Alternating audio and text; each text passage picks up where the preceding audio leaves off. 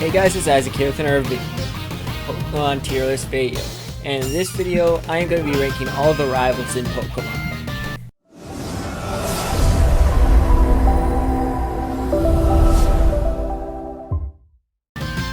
So I've recently been really enjoying my tier list videos, and I'll be sure to return with a series of Platinum in the future. I kind of forgot to save after the last one, and haven't really been feeling like playing it again. I'm probably not going to continue using Ralts on my team because I figure I might be using a few too many Pokemon that I used in Pokemon Conquest. But anyway, I'm really enjoying doing these tier list videos, so I'm going to start from the bottom to the top this time, quite the opposite as I did in Pokemon Conquest.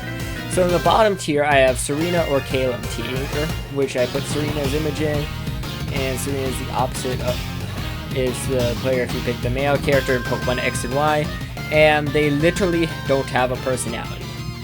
The next tier are rivals that are kinda pretty bad, honestly. We have May, who has slightly, May/Brendan from Omega Ruby and Alpha Sapphire, Ruby Sapphire and Emerald, who has a bit more personality than Serena or Caleb, and which makes them a better rival, even if their fights even if they don't have enough fights in the Ruby and Sapphire game. Tierno, he doesn't have much of a personality, but he actually has one. He's got a decent thing going on. He's reasonably likable, but he's not got many battles for many Pokemon. Trevor is also quite bad. Like, honestly, they could have just combined Tierno and Trevor, and it would have been honestly a pretty good rival. But they made them two separate characters and had Serena/Caleb and Shauna, who we'll talk about later. And then I have Hau. Hau is honestly not a great character. I really like the game Sun and Moon and Ultra Sun and Ultra Moon, but Hau kinda wasn't didn't do that well in there for me. Pretty much his main thing was just that he really liked Malasadas, and that he didn't really care about battling, which kind of makes him a pretty bland and bad rival for me. Then I have Trace from Let's Go Pikachu and Let's Go Eevee. He's alright, but I feel like the game could have honestly been just as good, if not better, if it were like using the original people with red, blue, and green as the characters in there.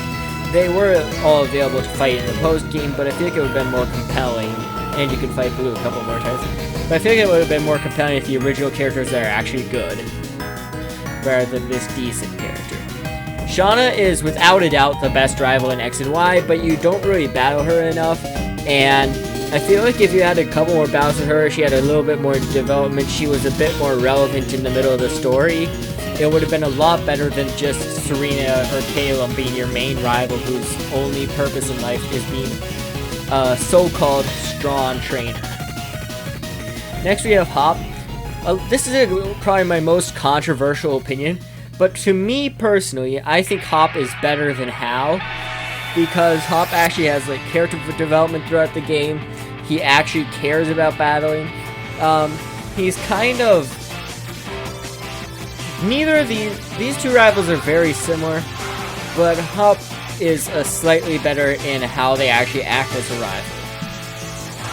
Next we have Barry from Diamond Pearl Biodome, which I'm currently doing a series on.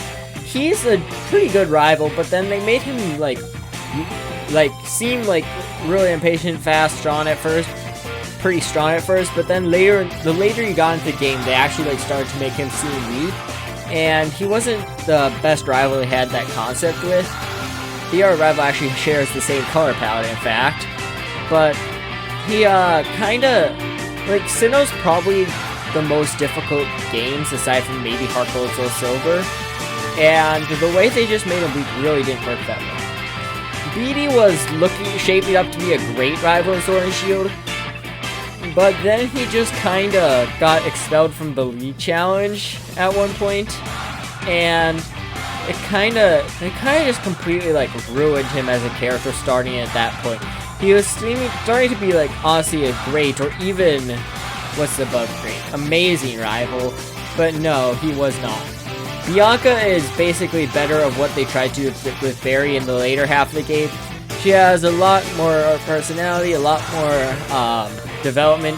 You can actually see her changes in a black 2 or white 2 as she decides she wants to become the assistant to the professor. Her battle is actually kind of challenging sometimes, unlike what you can say about Barry. And yeah, it's a lot better. Now, Wally, on the other hand, is the best rival in the whole game. Is much better than May/Brendan, but he's really not in there enough. Like, I feel like if he was the main rival, similar to how if Shauna was the main rival, their games would have been a lot better. Wally, I really liked how they gave him a Mega to his Gallade in Omega Ruby and Alpha Sapphire. And I feel like with just like a few more levels added to his team, he actually could have been a pretty challenging rival. Marnie is the best rival in Sword and Shield, but she simply does not appear enough. She would have been, honestly, one of these tiers. I'm not even sure which one, if she had like one battle earlier and one like more battle elsewhere in the game, maybe sometime in the post-game appearing aside from just in the tournament. Silver from Generation 2, the Johto region, he's a great rival. He's a major spoilers warning, feel free to skip ahead like 10 seconds.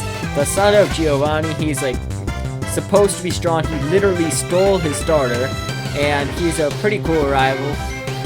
He's a lot more, I think he's more popular than he should be, but there's no way I could honestly put him below amazing. Hugh from Black 2 and White 2 is a great rival. He really has like passion for getting stronger. It actually makes sense with what's happened to him and his experience with Team Plasma in the past. He isn't particularly challenging, but he's honestly just a great rival. Gradion is a good rival in Sun and Moon. He, how should I say this?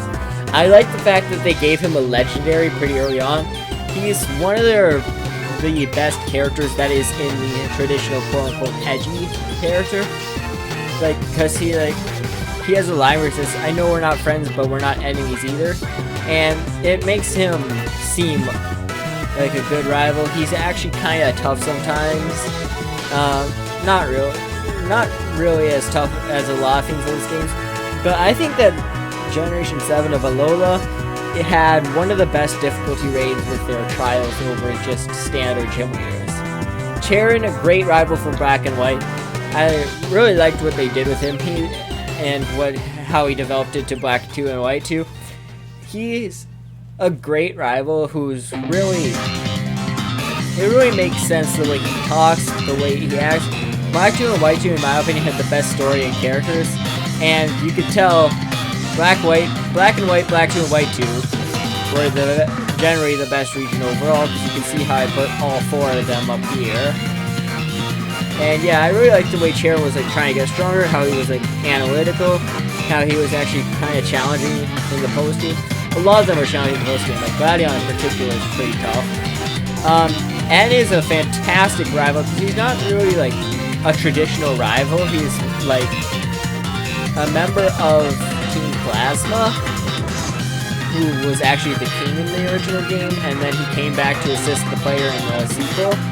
N is a great character, he was amazingly well written for a character in the Pokemon game.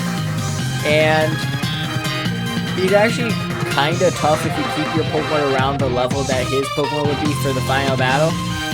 But his team has a pretty major weakness to fighting with both fossil Pokemon. I mean, I know Archeops is flying. Kling, Zoroark, and some others on there. And then we have Blue from Generation 1. I'm not the hugest fan of Generation 1, as you can see traced down here. But Fire Red Leaf Green is one of my favorite games.